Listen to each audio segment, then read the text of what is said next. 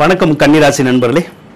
வரக்கூடிய ஆடி மாதத்தில் உங்களுக்கு எந்த மாதிரியான பலன்கள் கிடைக்க போகுது அப்படிங்கிறத தான் இந்த பதிவில் நாம் இப்போ பார்க்க போகிறோம். முதலாவதாக சுக்கிர பகவானை பார்ப்போங்க. சுக்கிர பகவான் இந்த மாதம் நல்ல வலிமையாக இருக்கார்.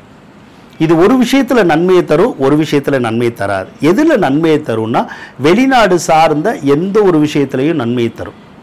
இப்போ வெளிநாடு விசா வேணுமா கிடைக்கும், பிஆர் வேணுமா கிடைக்கும், வெளிநாட்டில் வேலை வேணுமா கிடைக்கும், அல்லது டூர் போகணுமா கிடைக்கும். ஆக இந்த வெளிநாடு சார்ந்த எந்த ஒரு முயற்சியும் வெற்றி பெறக்கூடிய சந்தர்ப்பம் இப்போ இருக்கும். அதே மாதிரி ஒரு சிலர் டிரான்ஸ்ஃபர் வேணும்னு நினச்சிக்கிட்டே இருந்திருப்பாங்க. நீண்ட காலமாக டிரான்ஸ்ஃபர் வாங்குறதுக்கு முயற்சி பண்ணியிருந்திருப்பாங்க, கிடைக்காது. ஆனால் இப்போ ட்ரை பண்ணால் நீங்கள் விரும்பின இடத்துக்கே உங்களுக்கு டிரான்ஸ்ஃபர் கிடைக்கிறதுக்குடைய சந்தர்ப்பம் இருக்குது. இதுதான் ப்ளஸ் பாயிண்ட். நெகட்டிவ் அப்படின்னா என்ன அப்படின்னா, ஒரு சிலருக்கு வேலை இழப்பு ஏற்பட்டுரும். வேலை பார்த்துக்கிட்டே இருப்போம் ஒரு இடத்துல, திடீர்னு என்ன தோணும், நம்ம அந்த இடத்துல வேலையே பார்க்க வேண்டாம், நம்ம அந்த இடத்துக்கு வேலைக்கு போக வேணாம் அப்படின்னு நமக்கு தோணும். ஏண்டா வேலைக்கு போகிறோம்னு தோணும். அதனால் வேலையை விட்டுறணும்னு தோணும். ஸோ வேலை போயிடும் ஒரு சிலருக்கு. அப்படி நீங்களே வேலையை விட்டு வரலனாலும் கம்பெனிக்காரவங்களே கூட வேலையை விட்டு நம்மளை விளக்குறதுக்கான சூழ்நிலைகள் இப்போ இருக்க தான் செய்யும். அதனால் வேலை பார்த்துக்கிட்டு இருக்கவங்க கொஞ்சம் கவனமாக இருக்கணும். ஒரு சிலருக்கு வேலை போகாது, செக்ஷன் ஏதாவது மாறுற மாதிரி வந்துடும் ஒரே கம்பெனியில். இல்லைன்னா ஒரு சிலருக்கு இந்த டீப்ரமோஷன் மாதிரி வருது இல்லையா, அந்த மாதிரி வர்றதுக்குடைய சந்தர்ப்பங்கள் கூட கொஞ்சம் இருக்கும். அதே மாதிரி இப்போ தொழில் ஸ்தானம்னு எடுத்துக்கிட்டிங்கன்னா முதல்ல இருந்த அளவுக்கு இந்த கடந்த ஒரு மாதமாக தொழில் வேகமாக ஓடாது.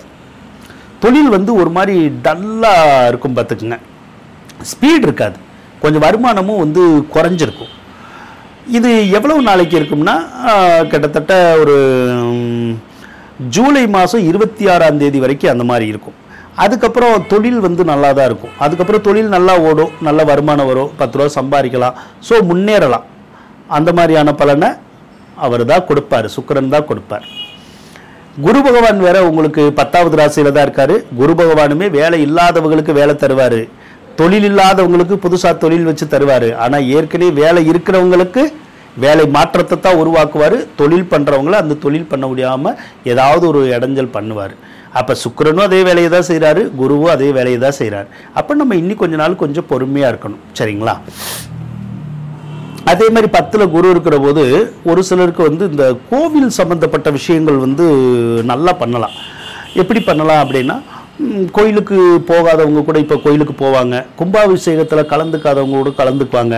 கும்பாபிஷேகத்தை ஒரு சிலர் எடுத்து நடத்துறது, கோயிலுக்காக ஏதாவது பணிகள் செய்கிறது, கோயிலுக்காக தான தர்மங்கள் செய்கிறது, கோயில் ஒரு சிலர் கட்டுறது, அல்லது கோவிலில் பூசாரியாக பணிபுரிகிற மாதிரியான ஒரு சூழ்நிலை, அல்லது கோவிலுக்கு நிர்வாகஸ்தராக ஏதாவது ஒரு வழியில் நம்ம இருக்கிறது. இந்த மாதிரியான பலன்கள்லாம் நிறைய கிடைக்குங்க உங்களுக்கு. அதே மாதிரி நீண்ட தூர கோயில்களுக்கு நீங்கள் போயிட்டு வரலாம், யாத்திரைகள் போகலாம். அதன் மூலமாக அந்த சாமி தரிசனங்கள் உங்களுக்கு கிடைச்சி அதன் மூலமாக மன மகிழ்ச்சியை பெறக்கூடிய ஒரு அமைப்பு இந்த காலத்தில் தான் உங்களுக்கு இருக்கு. அதோட 4ஆம் பாவகம் வேற உங்களுக்கு இப்போ நல்லா ஆயிடுச்சு. அப்போ சொத்து சுகத்தில் இருக்கிற பிரச்சனைகள் பூரா தீரும், சொத்து சுகத்தில் இருக்கிற வில்லங்கங்கள் தீரும், பராமரிப்பு செலவுகள் எல்லாம் குறைஞ்சிரும். ஒரு சிலருக்கு சொத்து பத்து வாங்கி தரும். அது நிலம் வாங்கணுன்னாலும் வாங்கலாம், வீடு வாங்கினாலும் வாங்கலாம், அல்லது வீடு கட்டணுன்னாலும் கட்டலாம், அல்லது வண்டி வாகனங்கள் வாங்கணுன்னாலும் வாங்கலாம், அல்லது வேறு ஏதாவது சொத்துக்கள் வாங்கணுன்னா கூட உங்களுக்கு வாங்கி கொடுக்கும். அப்படிங்கிற மாதிரி தான் இருக்குது. 7ஆம் அதிபதி உங்களுக்கு நல்லா தான் இருக்க. 7ஆம் அதிபதி நல்லா இருந்தாலே அந்த திருமண பாக்கியம் இப்போ சிறப்பாக இருக்கும். திருமணம் முடிக்காதவங்களுக்கு திருமணத்தை முடிக்கிறதுக்குடைய சந்தர்ப்பங்கள் இருக்குது, நீங்கள் முயற்சி பண்ணலாம். புதன் பகவான் நல்லா தான் இருக்கார். அவரும் தொழில் இல்லாதவங்களுக்கு தொழிலை தான் புதுசாக வச்சு கொடுப்பாரு. ஒரு சிலருக்கு தொழில் ஏற்கனவே இருந்தால் அதை விரிவுபடுத்தி கொடுக்கறதுக்குடைய வேலையை பார்ப்பார். அதே மாதிரி இப்போதைக்கு கர்ம யோகம் ஓடிக்கிட்டே இருக்கும். கர்ம யோகம் ஓடிக்கிட்டே இருக்கிறனால இன்னி சில மாதங்களுக்கே அந்த கர்ம யோகம் இருக்கிறனால உங்கள் வீட்டில் யாருக்காவது ரொம்ப உடம்புக்கு எதுவும் ரொம்ப சரியில்லாமல் போய் அன்கண்டிஷனுக்கு போச்சுன்னா காப்பாற்றுறது கஷ்டம்தான். அதே மாதிரி உங்கள் வீட்டில் ஏதாவது பிராணிகள் இருக்குன்னு வச்சுக்கோ, ஆடு மாடு நாய் கோழி பூனை அந்த மாதிரிலாம் ஏதாவது இருந்தால் அதுகளுக்கு கூட அந்த ஆபத்து வரும். அப்படிங்கிற ஒரு அமைப்பு இப்போ இருக்குது. ஒரு சிலருக்கு பேங்க்கில் வேலை கிடைக்கும், ஒரு சிலருக்கு கோயிலில், ஒரு சிலருக்கு கோர்ட்டில், ஒரு சிலருக்கு ஃபினான்ஸ் செக்ஷனில் அந்த மாதிரி வேலை கிடைக்கும். ஒரு சிலருக்கு கல்வித்துறை இருக்கு இல்லையா, அந்த கல்வித்துறை அதில் எல்லாம் வேலை கிடைக்கும், தொழிலெல்லாம் கிடைக்கும், நீங்கள் முயற்சி பண்ணலாம். சூரியனை எடுத்துக்கிட்டோம்னா 11வது ராசியில தான் இருக்காரு. அரசாங்க அதிகாரிகள்னால நன்மை கிடைக்கும், அரசியல்வாதிகள்னால நன்மை கிடைக்கும், அரசாங்க உத்தியோகம் கூட ஒரு சிலருக்கு கிடைக்கிறதுக்குடைய யோகங்கள் இருக்கும். ஏதாவது ஒரு வகையில் நம்ம யாராவது நமக்கு வந்து உதவி செய்யறதுக்குடைய ஒரு அமைப்பும் இருக்கு. செவ்வாய் பகவான் வேற உங்களுடைய ராசிக்கு 12வது ராசியில தான் இருக்காரு. பொதுவாக செவ்வாய் 12வது ராசியில இருந்தால் சொத்துக்கள்ல வந்து விரயமாகும். சொத்துக்கள் விரயமாகும்னா ஏதாவது நீங்கள் ஒரு சொத்து விற்கணும்னா கூட விற்க முடியும், அல்லது ஒரு சொத்தை அடமானம் வச்சு ஏதாவது நம்ம காசு வாங்கணும்னா வாங்கலாம். அது எங்கே அடமானம் வேணுனாலும் வைக்கலாம், வச்சு காசு வாங்க முடியும். ஆக சொத்து விரயமாகி அதன் மூலமாக பணம் கிடைக்கிறதுக்குடைய சந்தர்ப்பம் வந்து சிலருக்கு இருக்கும். ஒரு சிலருக்கு மருத்துவ செலவுகள் வந்துடும். உங்கள் வீட்டில் உங்களுக்கு தான் வரணுங்கிறதுல யாருக்கு வேணாலும் மருத்துவ செலவுகள் வரலாம். அப்படி தான் இருக்குது. அது எவ்வளோ நாளைக்குன்னா ஒரு மாதத்துக்கு அப்படி இருக்கும். அதுக்கப்புறம் அந்த மருத்துவ செலவுகள் எல்லாம் விலகிரும். அதே மாதிரி ஒரு சில கன்னிராசிக்காரவங்களுக்கு சரியாக தூக்கம் வராது. நிறைய அலைச்சல் திருச்சல்கள் வந்து கொஞ்சம் இருந்துக்கிட்டு தான் இருக்கும். சனி பகவானை பொறுத்தளவுக்கு 6ல் இருக்குது. 6ல் வந்து சனி இருக்கக்கூடாது. உங்களுடைய வண்டி வாகனங்கள் அடிக்கடி ரிப்பேர் ஆகிக்கிட்டே இருக்கும், சேதாரம் ஆகிக்கிட்டே இருக்கும். வண்டி வாகனங்களுக்கு நிறைய நம்ம செலவழிக்க வேண்டியது வந்துடும். ஒரு சிலருக்கு விபத்துக்கள் ஏற்பட்டுரும். வண்டி வாகனம் தொழில் செய்கிறவங்களுக்கு ஆதாயம் இருக்காது.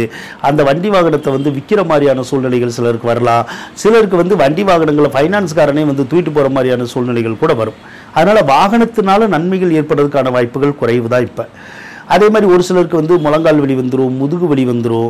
ஒரு சிலருக்கு இந்த மஞ்சக்காமாலை வர்றது, கல்லீரல் தொடர்பான தொந்தரவுகள் வர்றது, அப்படியெல்லாம் கூட இப்போ இருக்க தான் செய்யுது. ஒரு சிலருக்கு வயிறு தொடர்பான உபாதைகள் சொல்கிறோம்ல, அந்த மாதிரி வர்றது கூட ஒரு அமைப்பு உங்களுக்கோ உங்கள் வீட்டில் இருக்கவங்களுக்கோ யாருக்குனாலும் வரும். அப்படி தான் இருக்குது. அதே போல் உங்களுக்கு குழந்தை பிறக்காதவங்களுக்கு குழந்தை பிறக்கிறத தாமதப்படுத்தும்.